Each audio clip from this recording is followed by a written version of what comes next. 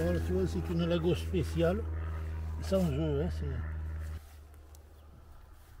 on a les vitesses qui sont là. Alors le point mort, c'est 0. Et après, on peut passer de 0 à un quatrième.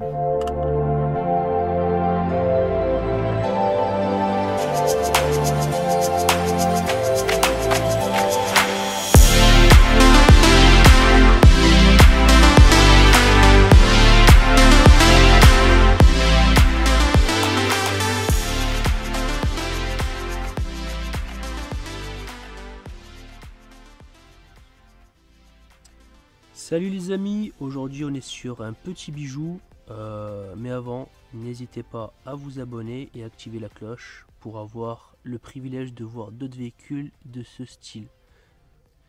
Salut. Bonjour. Alors là tu nous fais le privilège de nous présenter un de tes bijoux. Alors là on veut tout connaître, savoir c'est quoi ce modèle. Alors il s'agit d'une Talbot de 1937. Le type de la voiture, c'est la T150C, parce qu'il existe une T150 tout court, qui est totalement différente de cette voiture, qui est un peu le prototype de cette voiture, qui est sorti à très peu d'exemplaires. Et ça, cette voiture, c'est la 4 litres à culasse hémisphérique, qui était utilisée sur les voitures Talbot de course, parce que Talbot, comme Bugatti, et Delahaye aussi d'ailleurs, faisaient participer leur voiture à des courses telles les 24 heures du Mans, de nombreux rallyes, tout ça. Alors celle-là, c'est la version tourisme. Alors il existe au départ la version monoplace à 4 litres de cylindrée, donc, et avec un moteur poussé pour la course qui roule très vite. Mais en fait, ce sont des monoplaces et éventuellement des biplaces. Donc ensuite, ils ont sorti la voiture pour la commercialiser, c'est-à-dire en dégonflant un peu le moteur, parce que ce moteur-là, il fait 170 chevaux, et la voiture course, il fait largement plus de 200 chevaux. Donc cette voiture, qui est une voiture de tourisme au départ, s'appelle la T150C, donc comme je viens de le préciser. Elle a un moteur de 3 litres 996, c'est-à-dire elle peut courir en 4 litres, en moins de 4 litres. Et elle a la particularité d'avoir le moteur à culasse hémisphérique, c'est-à-dire comme il y a sur les Peugeot 203, 403, les DS, tout ça, les bougies qui sont au milieu, d'un côté l'admission, de l'autre côté l'échappement, avec les soupapes qui sont en V. Alors cette voiture, elle est très puissante, donc comme je viens de le dire, le moteur au départ a été dessiné par l'ingénieur Walter Becchia, que Anthony Lago, propriétaire de la marque Talbot, avait embauché pour faire ça. Et ce moteur donc existe en version 2 ou version 3 carburateurs, qui donne un peu plus de chevaux. Alors celle-là, c'est la voiture la moins puissante des trois, c'est-à-dire elle n'a rien à voir à part la carrosserie, châssis, carrosserie, elle n'a rien à voir avec les autres Talbot de la même époque qui existaient en 2 litres 6 cylindres, 3 litres 6 cylindres et 4 litres 6 cylindres, mais avec culasse en ligne, culbutée normalement. Alors cette voiture, elle est sortie à 63 exemplaires, c'est-à-dire c'est la version tourisme ou grand tourisme si on veut. Et donc elle a un empattement de toutes les Talbot de série de cette époque-là, sur lesquels on pouvait avoir des moteurs plus ou moins puissants. Donc cette voiture est sortie à 63 exemplaires. Et actuellement, il en reste environ 25, toutes carrosseries confondues. Et ce sont uniquement des coachs comme celle-ci ou des cabriolets. Ensuite, il y a eu une version beaucoup plus sportive avec un empattement beaucoup plus réduit. La présente, elle fait 2,95 m d'empattement. Celle-là, empattement réduit, elle fait 2,65 m, donc 30 cm de moins sur la longueur. Et avec le moteur à 3 carbus systématiquement dessus, qui lui fait tirer 190 chevaux. Et c'est des voitures qui dépassent ou qui roulent environ à 200 à l'heure, mais pour une voiture vendue à la clientèle. Donc, ça, c'est donc la Lago SS, qui n'a rien à voir, parce que c'est d'avant-guerre, qu'on n'est pas mauvais préjugés. La voiture n'a rien à voir avec l'époque sombre de la guerre. Donc, cette voiture, alors les Lago SS, il en a été fait 22 ou 23, et à peu près la totalité des voitures a été sauvegardée. Il en existe au moins une vingtaine sur les 22 ou 23 construites. Bon. Alors maintenant, celle-ci, pour en revenir à elle, puisque c'est celle-là qui nous intéresse, on fera le tour pour voir le moteur. Et elle a été équipée d'origine d'une boîte présélective Wilson. C'est-à-dire la boîte présélective qui existait encore il y a peu de temps, notamment sur des bus anglais. On passe la vitesse, le levier de vitesse qui est sous le volant, on passe la vitesse et tant qu'on ne touche pas l'embrayage, la vitesse ne passe pas.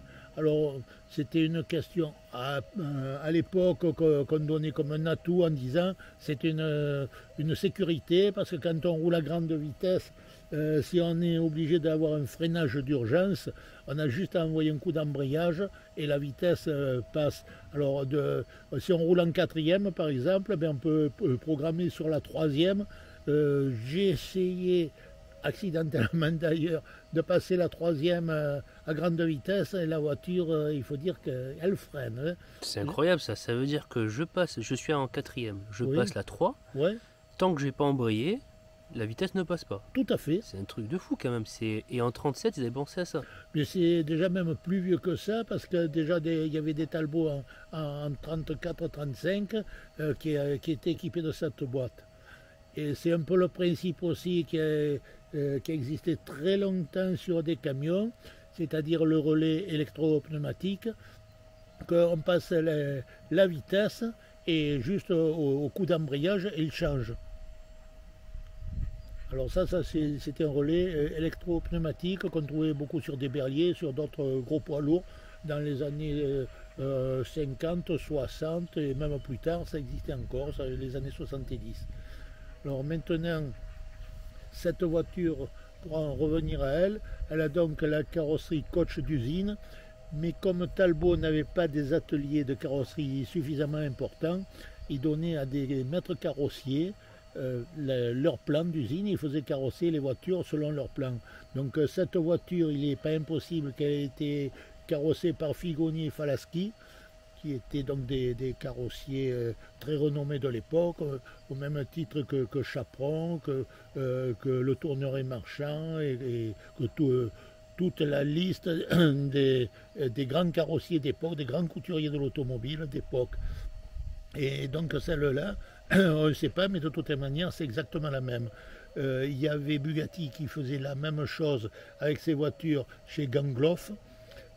Donc, ils carrossaient certaines voitures, ils en donnaient à Gangloff à carrosser pour les vendre au catalogue voitures terminées. Par contre, ils vendaient également le châssis nu, et vous pouviez l'amener chez un carrossier de votre goût, de votre choix, et qui vous proposait une carrosserie. C'est pour ça qu'il y a des voitures qui ont des carrosseries différentes, et certaines même pour être, je pense, modernisées après-guerre. On a retouché des voitures comme ça aurait pu être le cas de celle-ci, en faisant une nouvelle calandre, un nouvel avant, qui généralement était vraiment pas très beau du tout, mais c'était juste pour moderniser la voiture. Alors ça, c'était dans toutes les grandes villes, forcément il y avait des carrossiers, des maîtres carrossiers, il y en avait de partout, et on a vu quelques voitures, donc vraiment c'était dommage de les retoucher, parce qu'elles avaient la pureté de l'époque, d'un dessinateur qui a dessiné la voiture complète, et les carrossiers, en pensant mettre leur griffe, en pensant faire quelque chose de mieux, dénaturer la voiture. Pour la boîte Wilson, attends. Tu feras le tour de la voiture. Oui. Alors tu vois, c'est une Lago spéciale, sans jeu, hein, c'est Lago spéciale.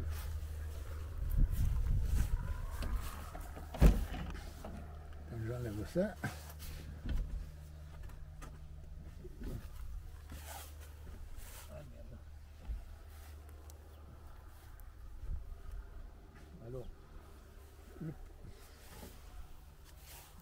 Le principe de la boîte à vitesse présélective Wilson. Alors on a là les vitesses. On a les vitesses qui sont là. Alors le point mort c'est 0.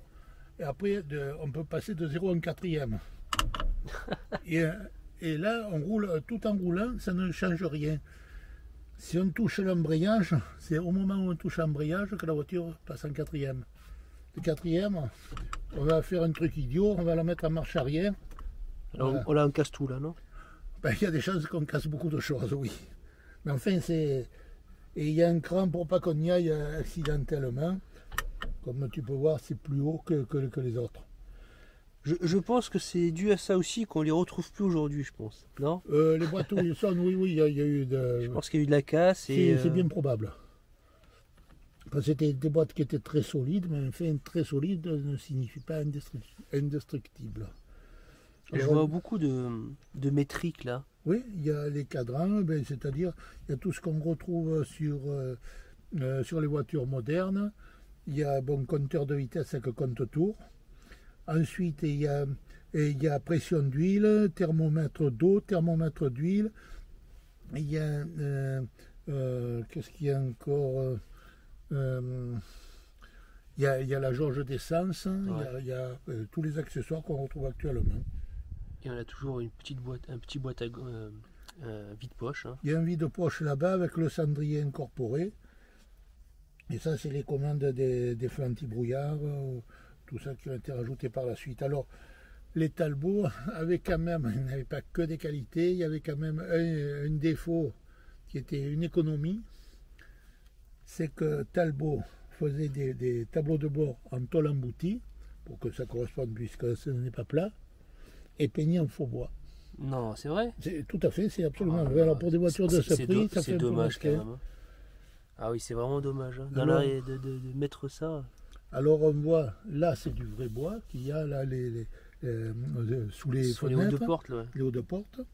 On voit que ça c'est du vrai bois, ben, ça c'était une imitation bois qui était fait comme ça. Ben, enfin, il y a d'autres marques. Ça c'est peut-être une histoire de coupe peut-être ou... C'est pas impossible, ouais. Mais je ne connais pas l'explication de ça. Plus facile de couper quand c'est pas du bois quoi, pour les incorporations des métriques, etc. Et des boutons, je pense. Ouais.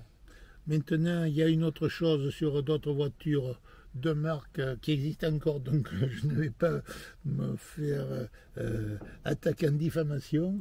Mais il y a des voitures, des cabriolets ou même des berlines qui étaient vendues avec l'intérieur cuir, contrairement à la série qui était l'intérieur en drap, en tissu.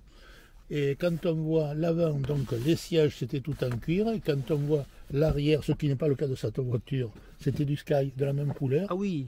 Ah oui, ça s'est fait sur beaucoup de voitures. C'est question d'économie. Donc l'avant cuir, arrière Sky. Ce qui était théoriquement pas visible. Ouais. Il y a d'autres voitures, sur des cabriolets, ça se faisait bien ça. Et sur ces véhicules, c'est le cas ou pas? Non, celle-là, non. Elle est full cuir, celle-là. Oui, tout à fait. Les Talbot, comme les Bugatti, bon, c'était tellement cher, ils ne pouvaient pas se permettre une mesquinerie qui leur aurait été reprochée publiquement, donc ils faisaient le truc full cuir. Pourquoi conduite à droite, du coup? Parce que toutes les voitures de luxe, jusqu'à la guerre, et même certaines qui ont continué, c'est-à-dire les Talbot, donc puisqu'il y en a eu après-guerre, il y avait les Samson, il y avait les Delahaye, il y avait les Delage, ont toujours eu la conduite à droite. Il y a des explications très variables actuellement, mais la vraie raison, je pense que c'est un peu pour distinguer, mais autrement, on te disait ça, c'était pour voir le bord de la route. Or, quand on est au volant d'une voiture d'un côté ou de l'autre, on connaît le gabarit de son véhicule, même d'un camion, c'est exactement pareil.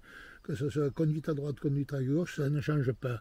Par contre, l'inconvénient qu'il y a sur ces voitures, ces grosses voitures ou voitures puissantes, on dit comme on veut, c'est que dès qu'on arrive derrière un camion qu'on veut le doubler, ben, si on a la chance d'avoir une jolie passagère, on s'appuie sur ses cuisses pour aller voir là-bas.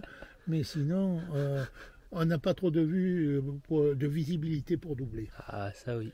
Ça, c'est le gros inconvénient.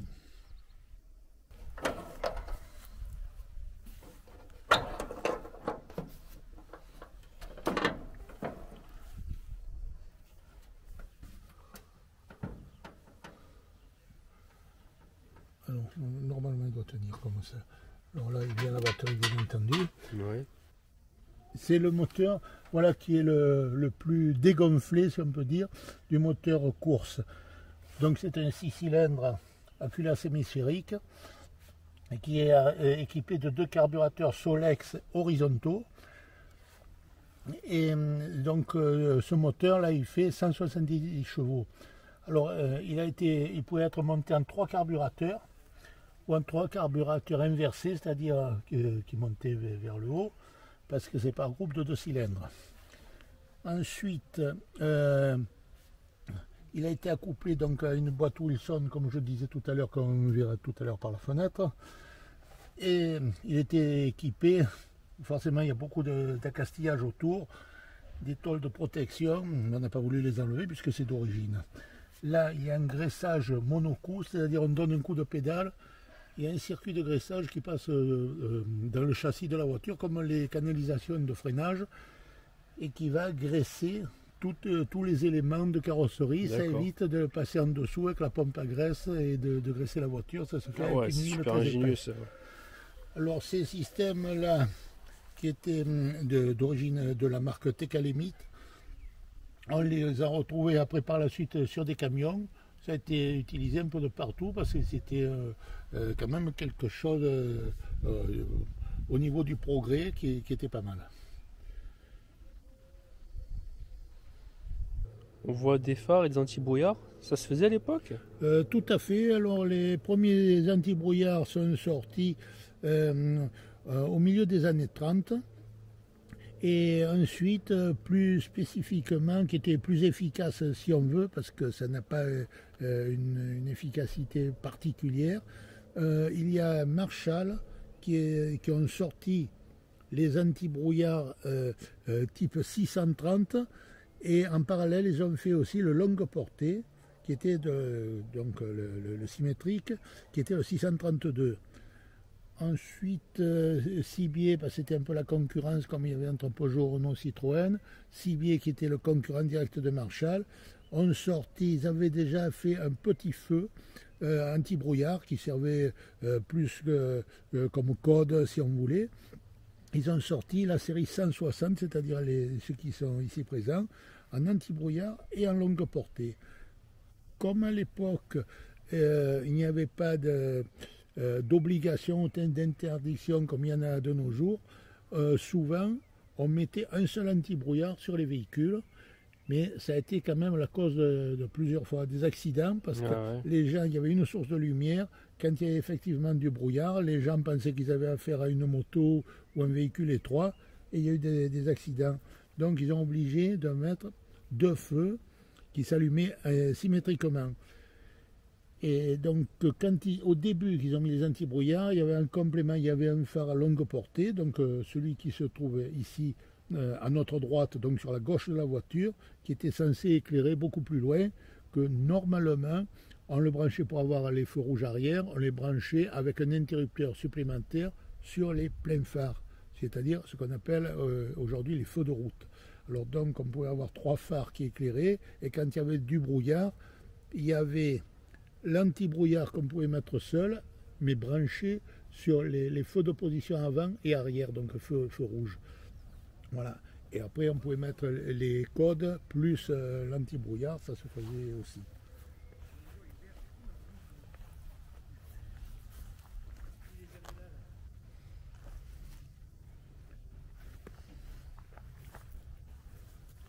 Bon les amis, on va conclure sur cette dernière image.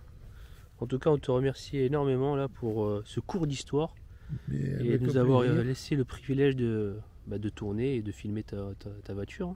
Mais je le fais volontiers quand il y a des personnes qui s'y intéressent et qui ne me parlent pas de spéculation, parce qu'il faut dire que plusieurs voitures comme ça, je les ai depuis 50 ou 60 ans, et que je les ai achetées dans des parcs à ferraille pour les sauver, comme beaucoup de passionnés de l'époque ont fait.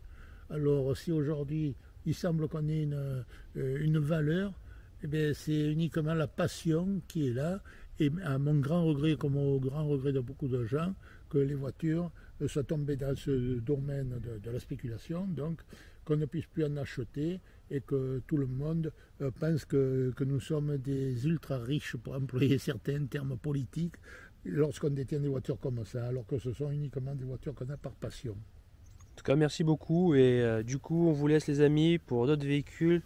Donc n'hésitez pas, abonnez-vous et ne ratez rien sur les prochains véhicules qu'on vous présentera. Allez, à bientôt.